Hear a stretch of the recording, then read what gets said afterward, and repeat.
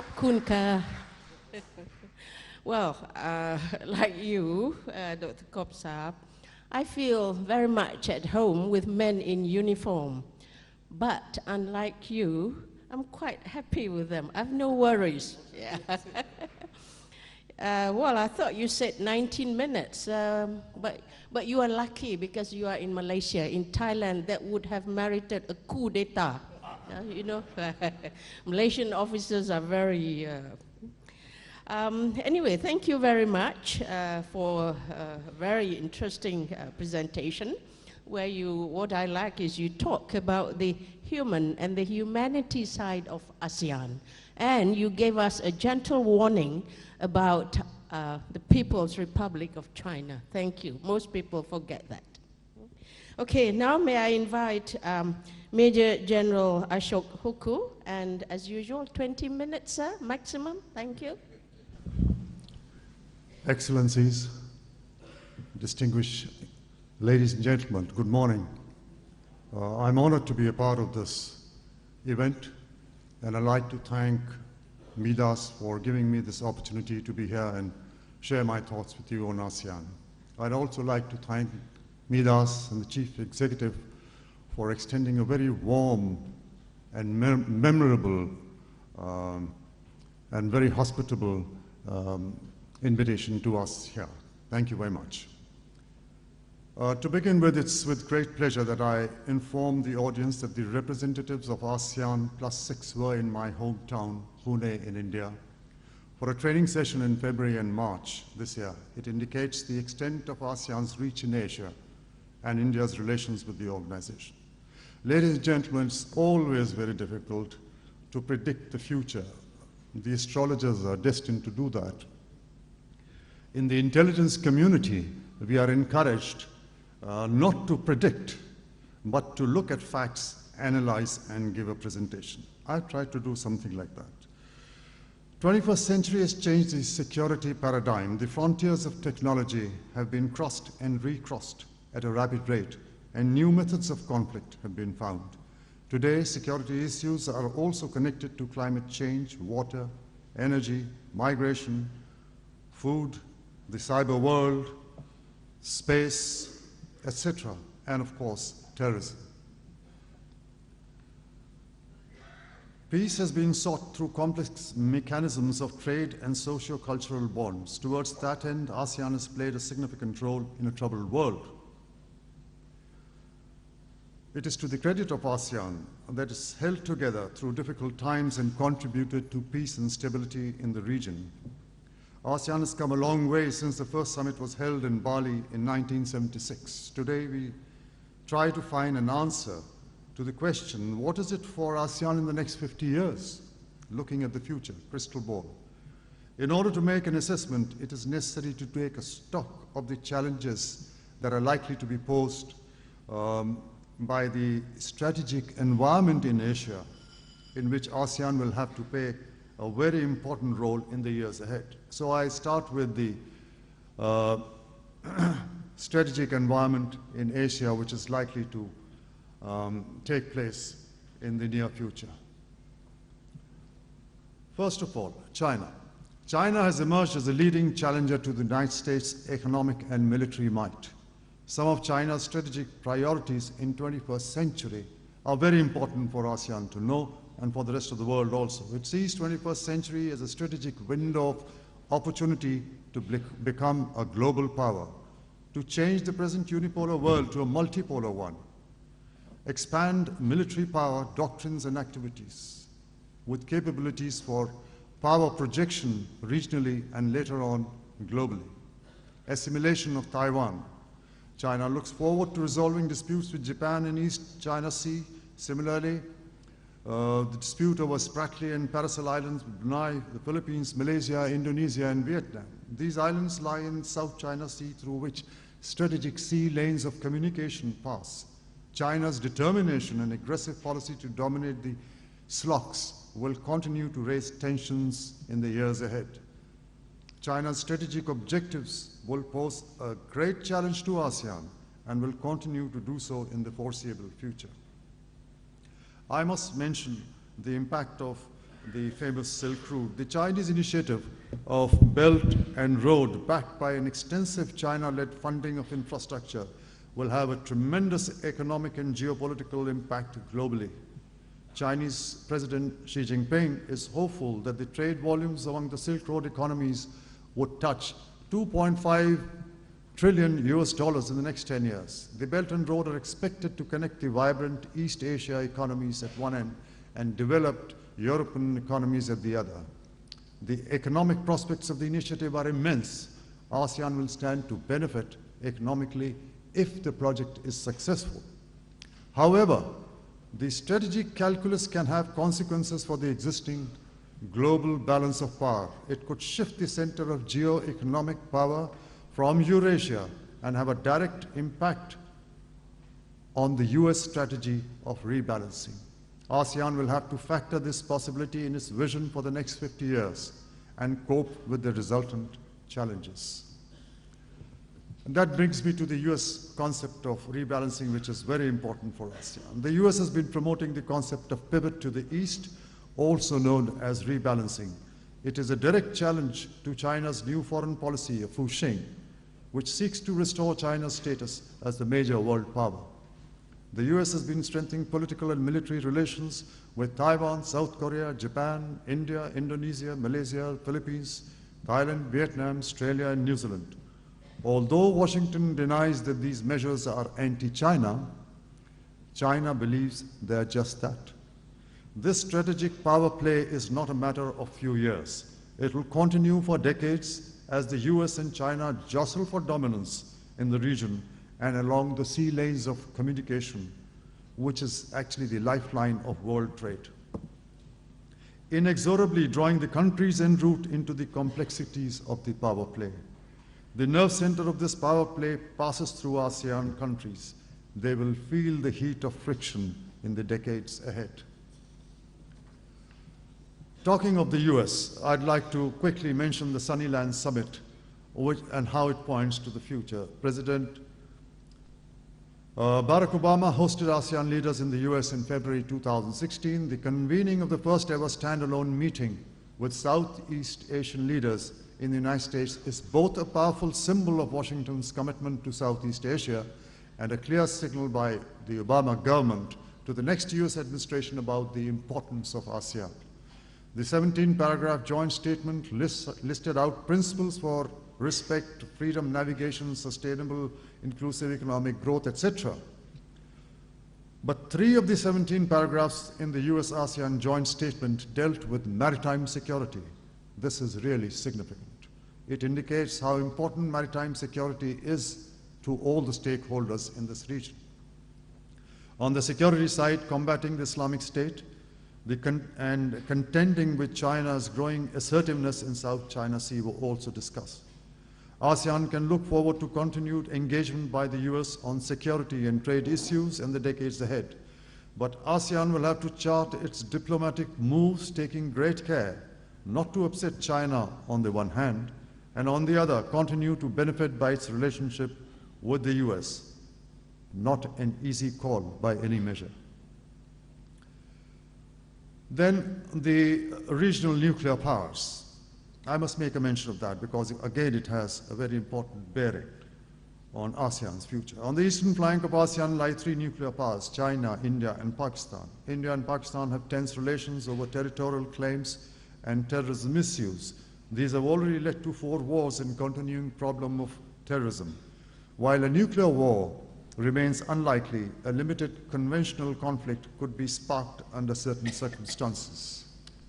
In case of China and India, there has been considerable progress in reducing tensions, borders have remained peaceful, and trade is prosperous. The dynamics of nuclear power play and use of non-state actors will continue to haunt the region in the foreseeable future. ASEAN's outreach and economic initiatives with the neighborhood countries could be affected by the resultant tensions in the environment. However, Indian support and cooperation with ASEAN is likely to increase in the decades ahead. This would strengthen ASEAN's ability to achieve its stated goals and deal with difficult situations. The other nuclear power, North Korea. North Korea has made visible efforts to break out of diplomatic isolation by improving relations with Southeast Asian countries. It has improved trade with ASEAN in the process. It has also reduced its dependence on China. In the years ahead, this trend is likely to continue, and ASEAN will benefit from its good ties with North Korea. However, if international pressure continues to grow on North Korea and matters come to a head, ASEAN may have to reevaluate its position and relations with that country. When North Korea launched 3 ballistic missiles in May 2015, ASEAN foreign ministers expressed concern at their annual summit meeting. However, when North Korea tested its nuclear device in January this year, 2016, drawing strong criticism worldwide, including from its allies, China and Russia, ASEAN's response was muted, though Vietnam and Thailand wanted ASEAN to issue strong statements. ASEAN will have to tread the diplomatic route with great care and maturity so as to remain a stabilizing force in the region.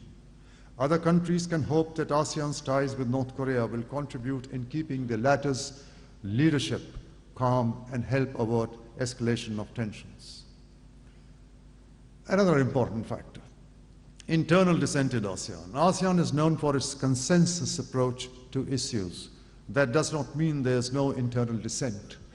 While dissent is an essential feature of a democratic organization such as ASEAN, it often reflects that the majority view may not be of advantage to all. Within ASEAN, views regarding China may vary from one country to another.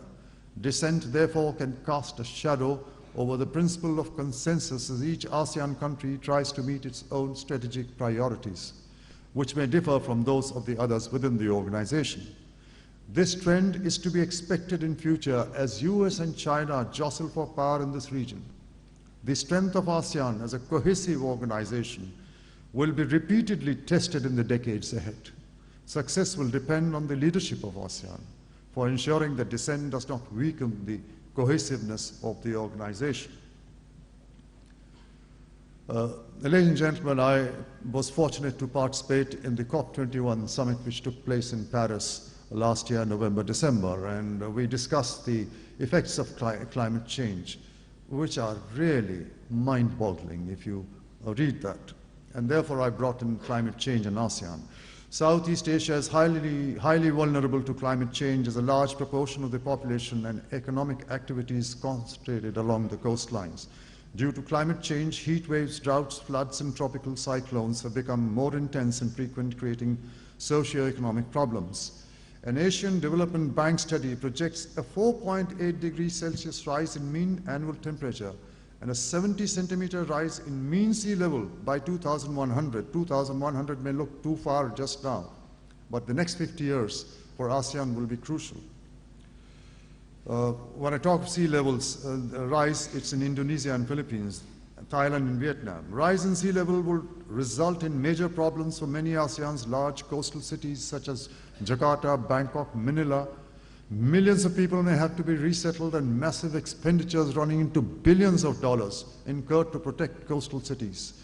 Projections of economic losses by ADB include a decline up to 50% of rice yield potential by 2100, a loss of 6.7% of combined GDP each year by 2100. So that is just fantastic calculation. ASEAN member states have to take actions to address effects of climate change through various environmental, economic, and social activities over the years, next 50 years. Several ASEAN member states have announced voluntary mitigation targets, including Indonesia, Malaysia, Philippines, and Singapore. Other measures are also in hand in cooperation with India and China. ASEAN is moving ahead with a constructive approach to meet the challenges of climate change in the decades ahead in accordance with the joint declaration signed during the COP21 summit held in Paris last year. However, it will have to remain prepared for unavoidable impacts of climate change in future. Energy security, another great topic in the domain of security and security challenges. Asia is a relatively energy-poor region, particularly with respect to oil. Projections to 2035 show that Asia will produce less than half its energy needs while representing nearly half the world GDP. This is obviously a very worrisome perspective. Many countries will only produce a fraction of their needs. ASEAN is an overall energy surplus area, but the energy resources of its countries differ very much internally. However, by 2035, except for Brunei, all ASEAN countries are predicted to be energy deficient. For ASEAN, energy issues will represent a huge challenge, both internally and externally. Energy demands from China and India and other countries will put competitive pressure on ASEAN unity. Some members might prefer to trade outside ASEAN, while ASEAN may like to trade within also.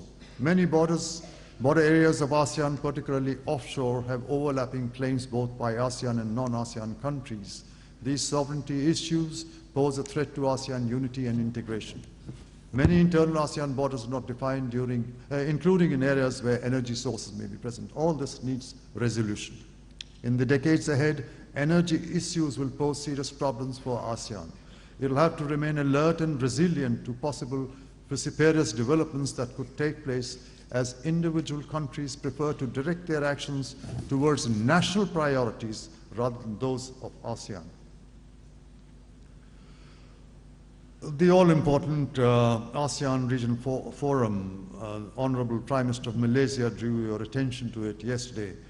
ARF is a vitally important arm of ASEAN. It has lived up to its original mandate, has bolstered interstate cooperation and helped contribute to a more secure regional environment. A prime example of this can be seen in the area of HADR. Since the 21st ARF meeting in August 2014, the range of activities encompass a much wider scope for ASEAN, including counterterrorism, cybersecurity, HADR, transnational crime, drug trafficking, non-proliferation and disarmament, maritime environmental protection, and maritime security.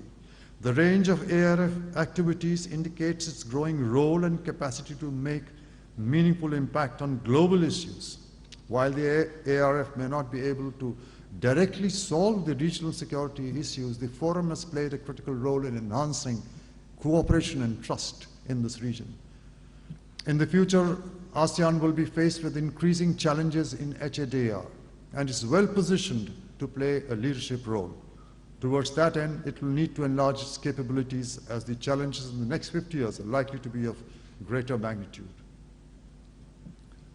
Piracy problems also being talked about. I'll just mention that according to the International Maritime Bureau Piracy Reporting Center, there's a sharp rise of incidents in Southeast Asia. 83% of all cases have been registered in this region, with the majority taking place in Indonesia, followed by Vietnam, Malaysia, and Bangladesh. Today, the South China Sea and Straits of Malacca are among the world's most dangerous waters, and far too many incidents of piracy are taking place here. Increasingly worrisome issue. Unless there is coordinated effort to combat this scourge, seaborne trade will continue to suffer. ASEAN can play a major role in providing safe passage to ships through the region in the years ahead.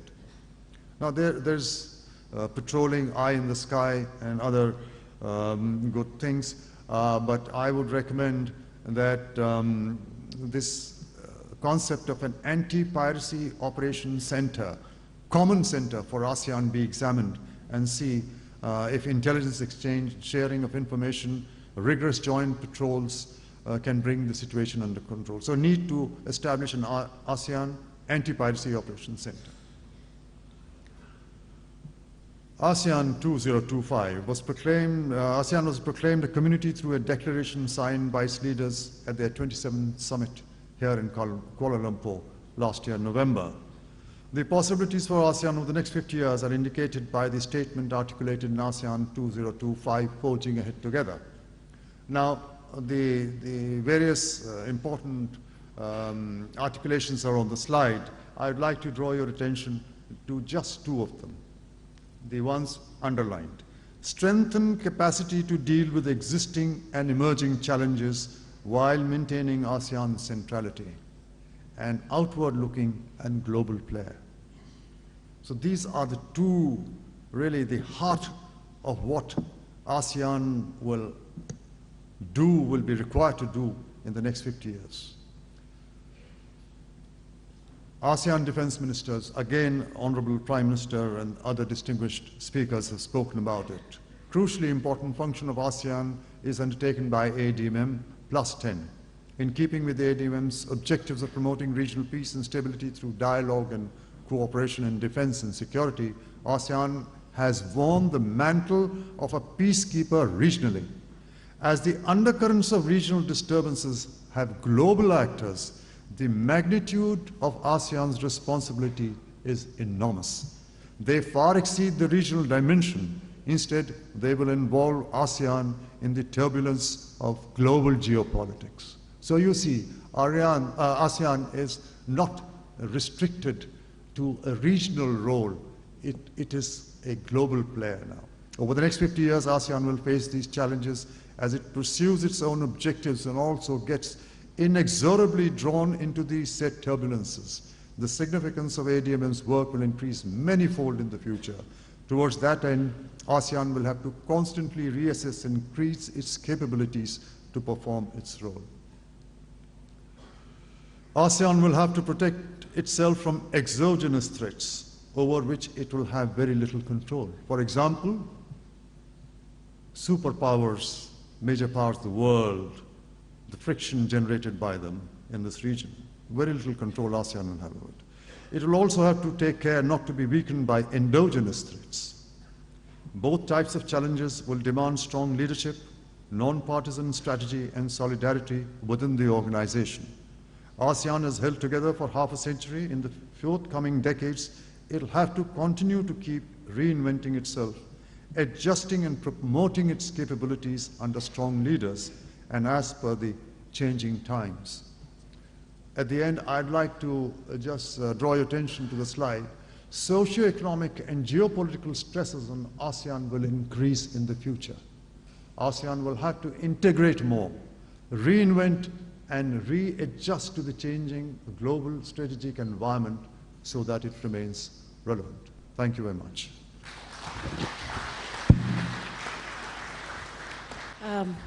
Thank you very much, General. You are truly military, right on time. Thank you. May I now invite Dr. Tang to present his views? Thank you, Madam Chairperson.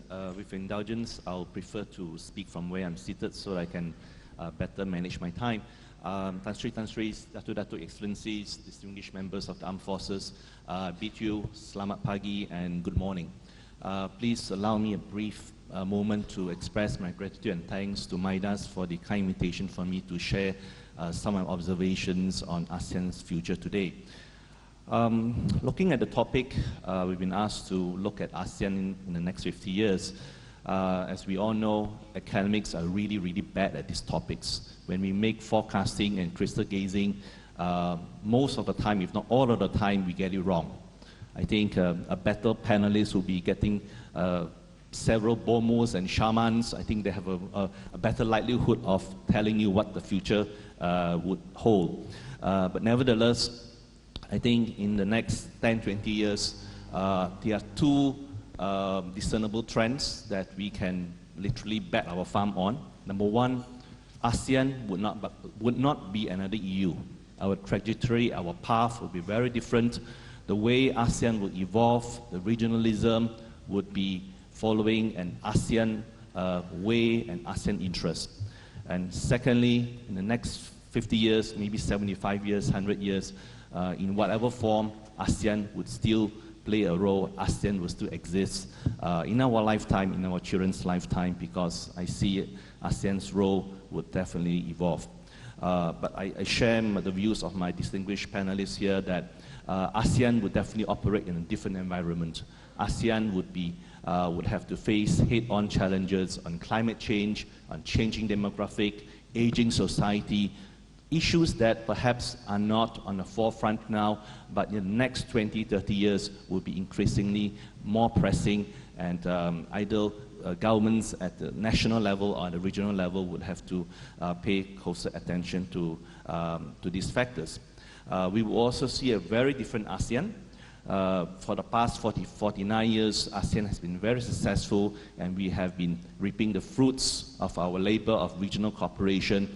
Essentially, the low-hanging fruits have been plucked, and we are enjoying those cooperation.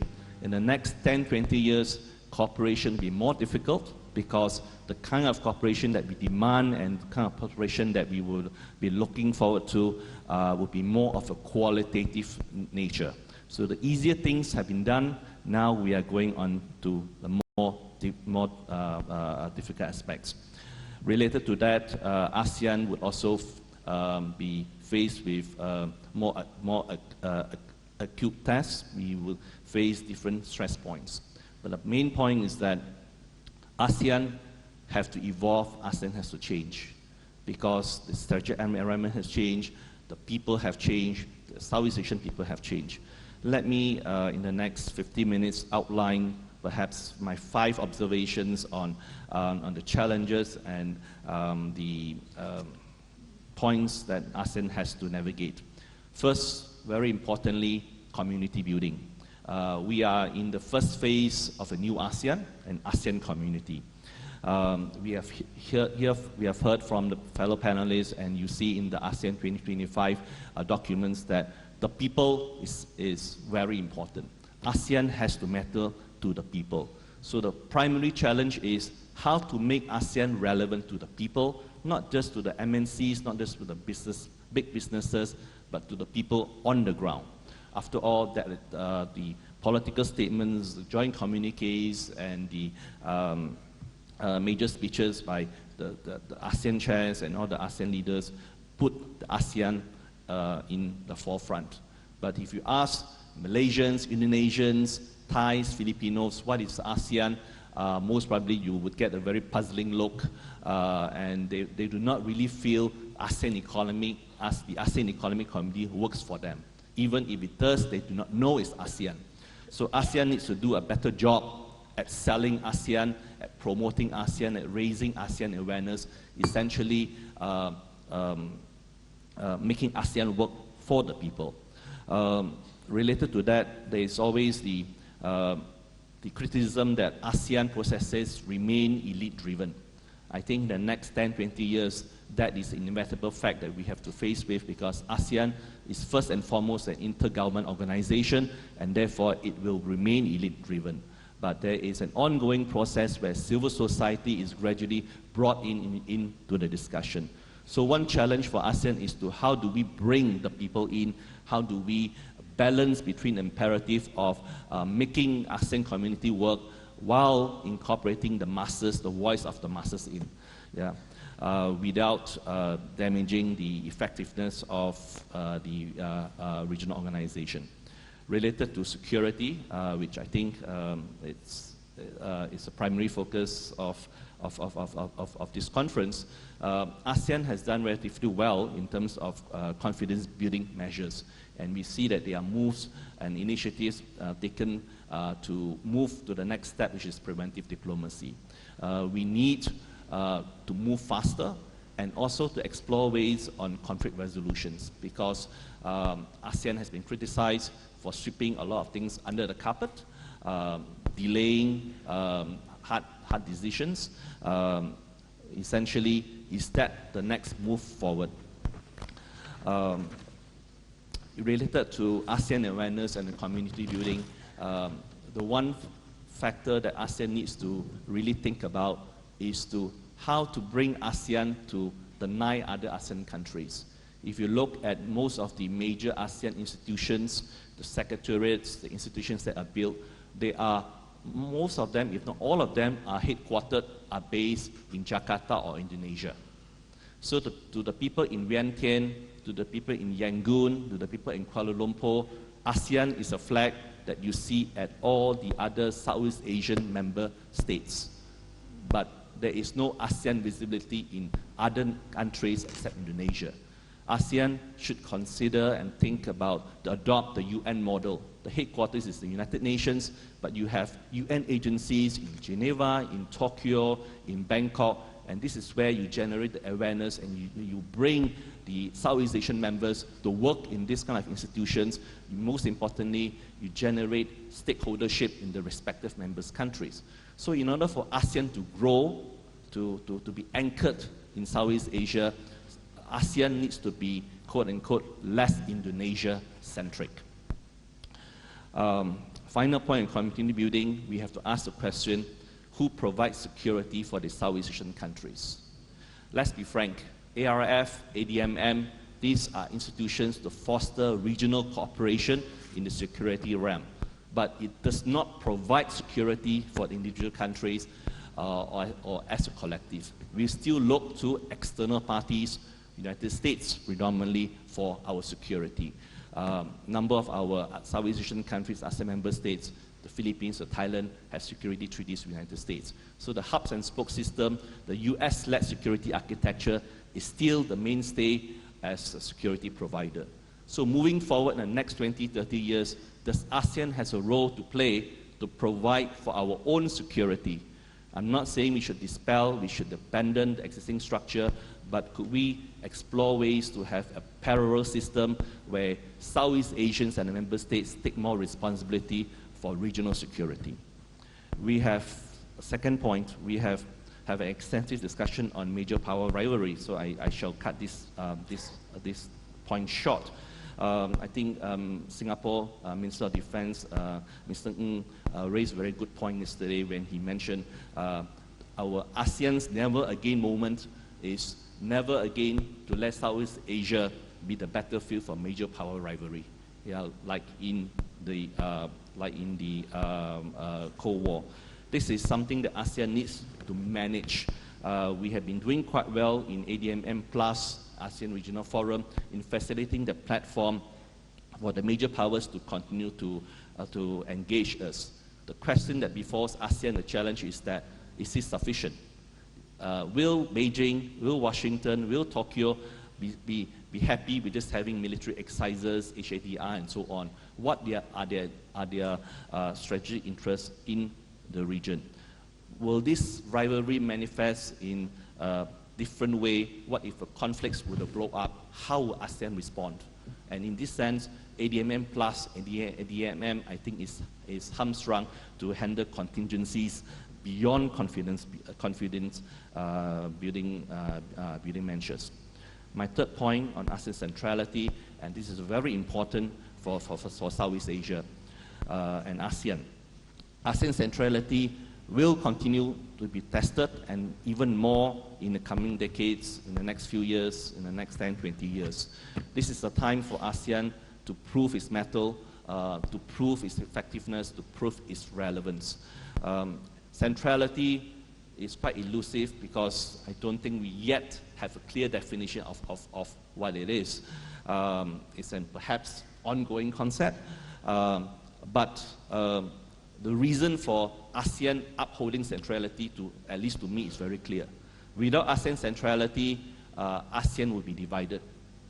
So we need, through centrality, ASEAN can affirm its autonomy and independence. And how do we achieve this? How do we affirm centrality? First and foremost, we must ensure that ASEAN remains relevant to the major powers. If we do not, quote unquote, to some degree, serve the major powers' interests in the region, if the major powers does not care about ASEAN, then ASEAN does not matter. ASEAN ceases to exist in the geopolitical sense. So in this regard, institutions such as ADMM Plus is very important because it brings the major powers in, it gives them a platform for them to engage the region, and more importantly, to engage themselves. So the ADMM Plus functions also as a dampener for major power rivalry. And for us to remain relevant, Southeast Asia and ASEAN has to remain inclusive, has to remain open to major power engagement in the region. It's not a matter of pro-China or anti-US or pro-US, anti-China. We need China, we need US, we need Japan, we need Australia, we need EU. The moment ASEAN takes sides, this is where ASEAN centrality and cohesion is broken.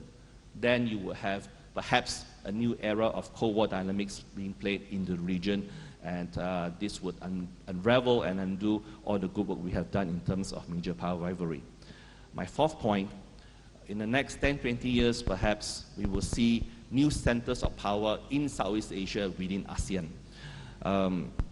a report by PwC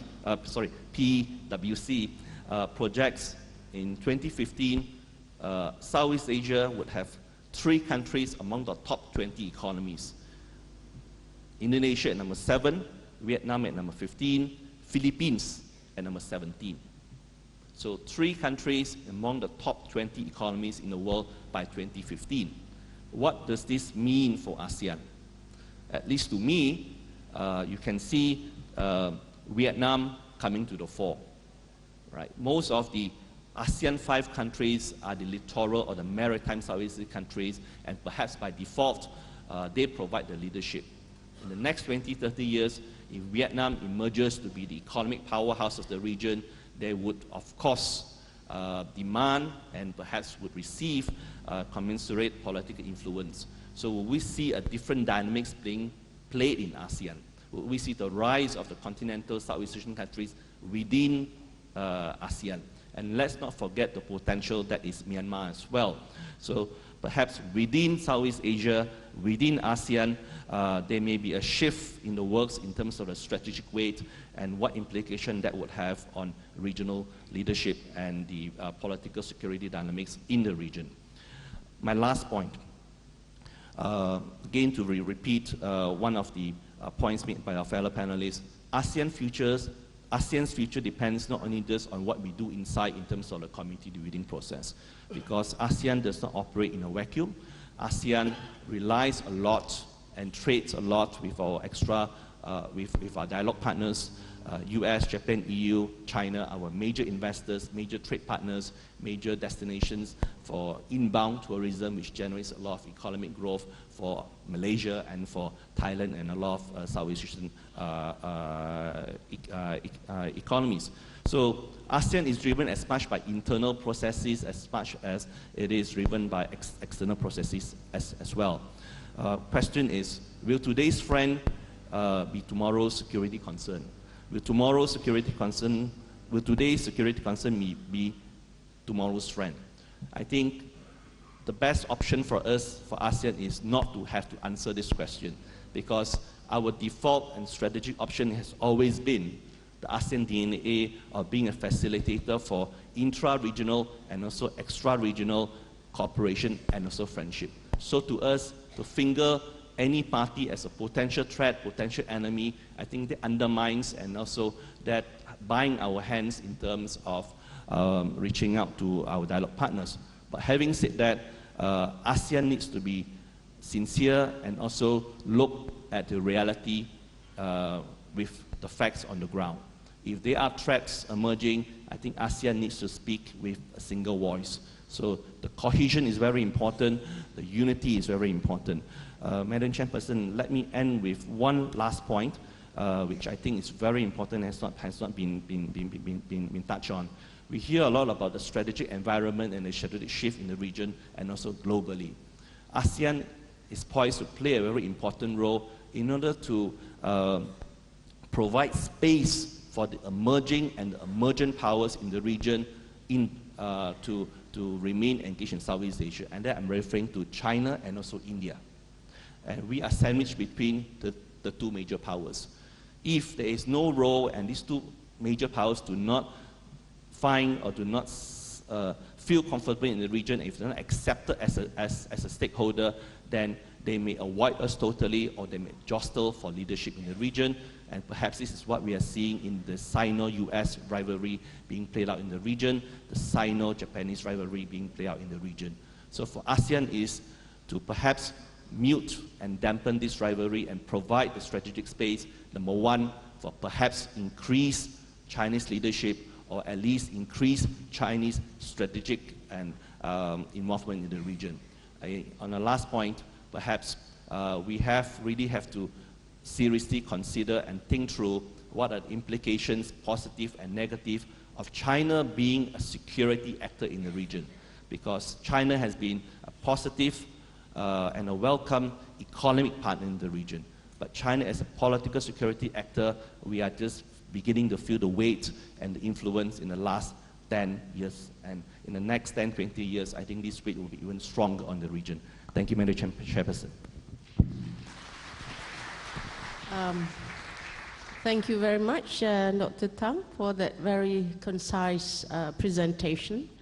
Actually, way back in 2005, when we had an ASEAN meeting here, I went on television and proposed that, yes, we need to move away from Jakarta, but for a very good reason. The traffic jam is horrendous. It's worse than in Bangkok. So if we can have some of the institutions, ASEAN-related, away from Jakarta, it'd be fine. General Dato Azizan told me that we should stop at 11 to give time for preparation for the next event, the minister's speech. And since we do not have much time, about 15 minutes, now I don't know whether this is a conspiracy among speakers that they leave you with little time to ask questions. So anyway, I propose that we can have one or maximum 2 questions or no questions at all. So I now invite the floor to present questions to any of the panelists. Please be brief, present yourself, your name and organization. Can we have the first questions?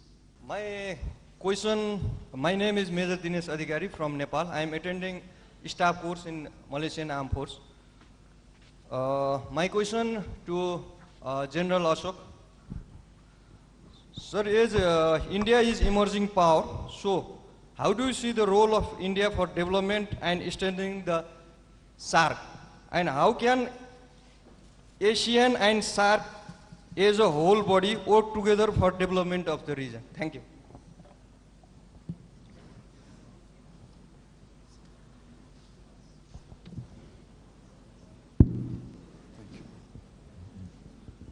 Thank you for that question. Well, I heard the role of India in SAARC. Is that it? And the future of SAARC? Well, India is one of the leading players in SAARC, and naturally, it has a role to play.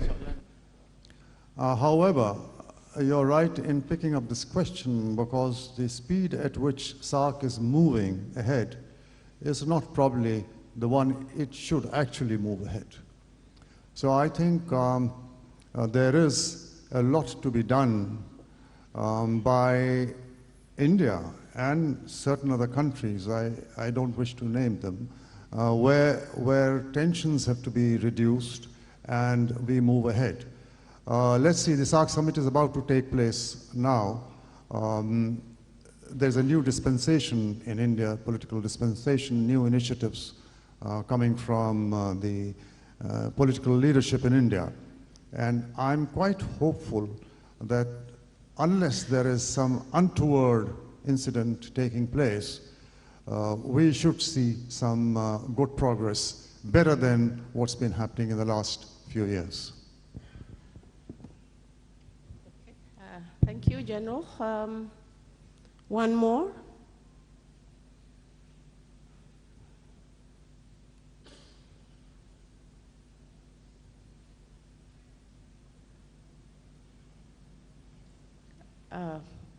Okay. All right. You, and then Colonel Munraj, you are the last. Yeah, you will be the last. Assalamualaikum. Good morning. I'm Major Anwar from Malaysian Armed Forces Staff College. I want to ask a question, and it is open question. Can we use the ASEAN Regional Forum, ARS, as a dispute settlement mechanism to settle the rivalry of major powers? And what is the challenges? Do you understand? Are you directing your question to anyone? Open. It is open question. Sorry? Can we use the Asian Regional Forum, as a dispute settlement between the major powers. Okay. Yes, sir. So, By using Asian ways. It is open, sir. Maybe Tan Sri Rastam may answer the question. okay. Anyone? Thank you. Maybe Tan Sri?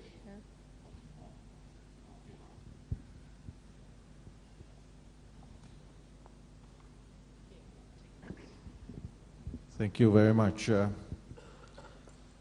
we know, the ARF is a forum. Just brings together the 27 participants. I don't think they're even called member countries, they're called participants. 27 participants annually to, at the foreign ministers level to discuss strategic and security issues concerning the region.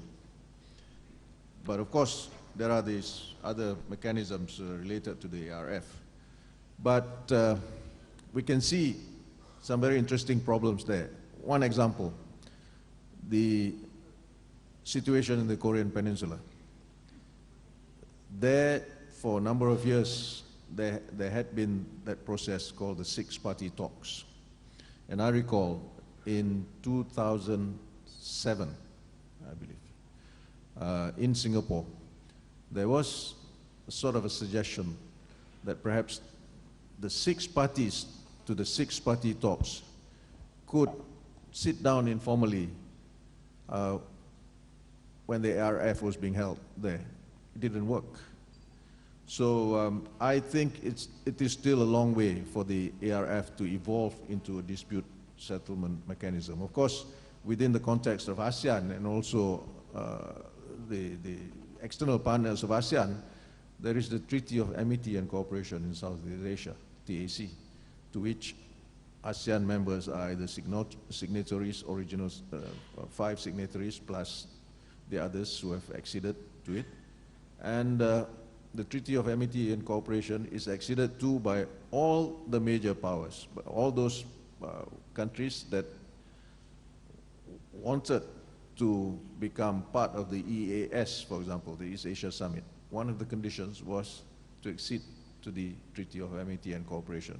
And as we know, there are other countries that have also acceded to it or are willing to accede to the TAC. There are certain provisions there in the TAC that provide for dispute settlements and so on, but still, over the years since it was signed in 1976, none of that provision has ever been invoked, even among the ASEAN countries. So I think at the end of the day, we may still have to rely on other mechanisms, such as those that are within the context of the UN Charter, for example, and at the same time, there are those efforts like the Peace and Reconciliation Council, and also possibly resorting to the provisions of the ASEAN Charter itself. Thank you. Thank you, Tan Sri. Okay, Colonel Munraj, the last question. Yes. Thank you, Professor. Lieutenant Colonel Munraj from MIDAS. ASEAN is sandwiched between major power and rising powers. We have India to the west, China to the north and northeast, and Australia to the southeast. And ASEAN member states has disparity in growth economically and strategically as well as security-wise. Do you believe that because of this disparity in growth, there will be alliances for both economy and security among the member states, that it may cause some discohesion as well as not a disunity, but may not provide what you have foreseen, the panel have foreseen, that ASEAN will grow as more cohesive a unit in this region? Thank you.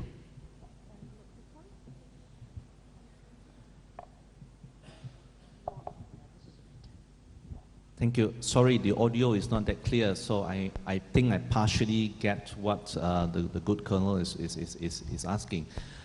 In terms of alliance building, I think this is perhaps a strategic game that the United States and the major powers would like to play, and also Japan has proposed the arc of democracy and so on.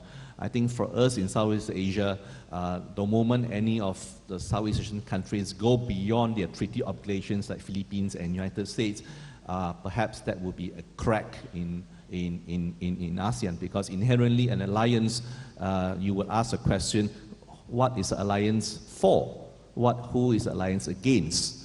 And none of us would, I think, want to finger anyone, yeah? And I think with the United States and with alliances, there is also a political cost. It's not just a United States coming to your aid, but what would we provide to the United States? I think this would lead us to a slippery slope of strategic entanglements with the major powers. ASEAN's game plan is for the major powers to engage culturally, economically, very important, and also politically. But in terms of bringing their major power rivalry, their competition in the region, I think that is what ASEAN has been very, very cautious against, because that will inevitably divide Southeast Asia, divide ASEAN. So the rivalry, I think in terms of economic sense, has provided benefits for Southeast Asia. Say in Indonesia's case, a railway line, the Jakarta-Bandung railway, the Japanese were trying to bid for it, the Chinese were trying to bid for it. So for us, it's a buyer's market in that sense. We can get the best deal, the best concession. That is perhaps in the economic realm. But in terms of strategy, in terms of geopolitics, I think the political cost is definitely higher, and this is where ASEAN has to be really, really cautious to enter any such alliances if they will want to venture with their eyes open. But what ASEAN has done, and I'll end on this, is that selected ASEAN countries do not enter into full alliances, but to have security cooperation, which ASEAN member states have United States, and also with China, and also with India, and also with the other major powers, including Australia. I think this is where the ASEAN DNA serves us very well, in a sense that we have our cake and also to eat it too, because through this military cooperation, it provides some element of engagement with our quote-unquote security providers, but at the same time, we are opening the doors for security cooperation with other parties as well. So we are not taking sides, in fact. Thank you. Thank you, Dr. Tang. Very briefly. Okay. Thank you. So,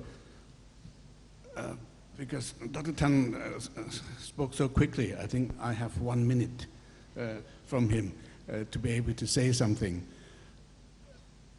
I think a bit of the strategy that sometimes ASEAN has reminds me of the Thai dish, the Tom Yam Goong.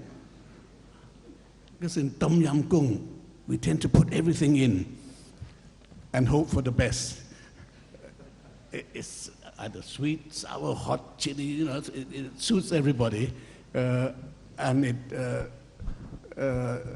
it means that whatever is available can be thrown in, and tom yum, and everything is mixed together. Eventually it comes out quite well. And that is the sort of Asian way, the ASEAN way as well. But in the light of, let's say we are celebrating 10 years of the ADMM, almost 50 years of ASEAN, and looking towards 50 years in future, the overall big strategic picture perhaps will evolve. Perhaps it can also take care of itself, hopefully as a Tom Yam Goong, not appetizer, pre-appetizer, main course, dessert, or everything, but everything together in one round table, and then you can pick and choose and mix up everything. But I would like to leave with our military officers and leaders who will be in charge of the strategic vision and the future of us, of this region, perhaps some practical incremental steps. Go back again, once again, to the proactive institutional building that marked ASEAN 50 years ago. Can we now, in the second 50 years, start to think within ourselves, step by step, practical institutional building once again. Perhaps what about an ASEAN peacekeeping training center? This can train forces among us, leading to a standby ASEAN force, which would lead then, of course, to an ASEAN contribution to UN peacekeeping around the world. Could be a pan-ASEAN rapid response unit to respond quickly to environmental and natural disasters, which eventually one day would be able to keep the peace within the region. Standby force, it doesn't have to be concentrated in any particular area, but designated units within each of the ASEAN countries. ASEAN Military Academy, for example, so we don't have to send the best and brightest of us to West Point, Danchun, Sandhurst, or other areas.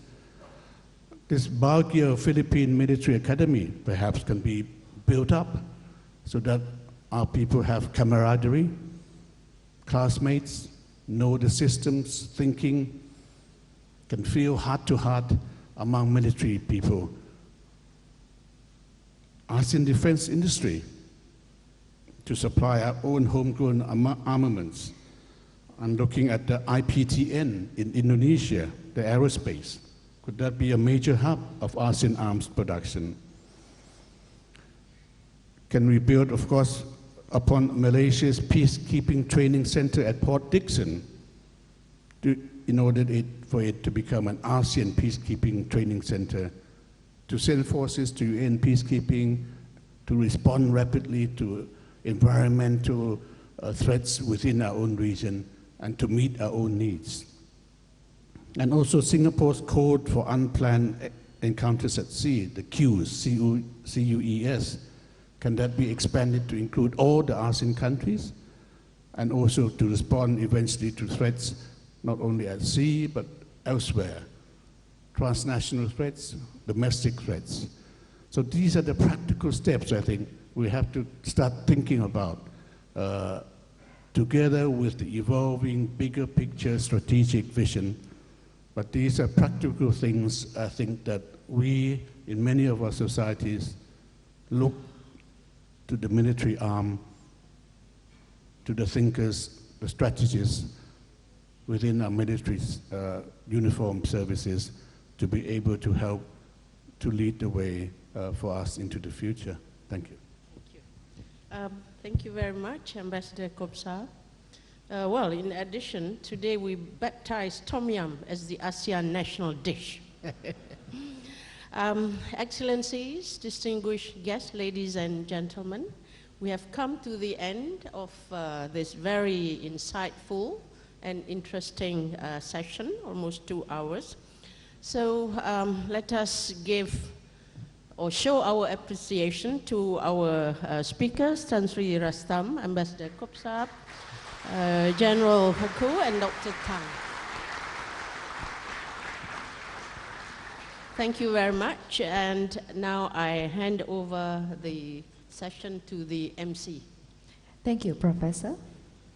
Distinguished guests, ladies and gentlemen, next we would like to invite Lieutenant General Dato Azizan Magdalene, Chief Executive of MIDAS, to present mementos to our moderator and panel speakers. We'd like to invite Professor Rohanas Harun.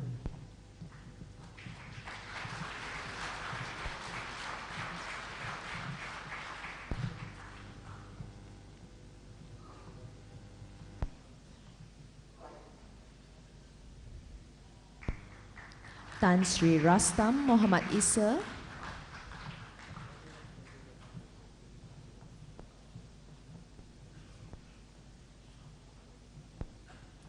His Excellency Ambassador Dr. Kopsak Chutiku,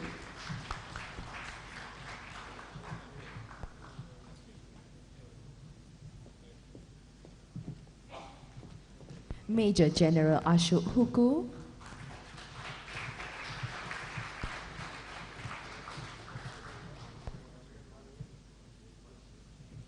and last but not least, Dr. Tang Siu Man.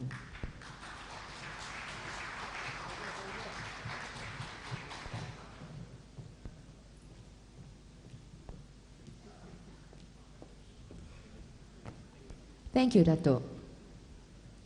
Distinguished guests, ladies and gentlemen, our event this morning will take a short break. As a gentle reminder, the keynote address will commence at 11:30 a.m. Please be back in this ballroom by 11:25 a.m. Thank you.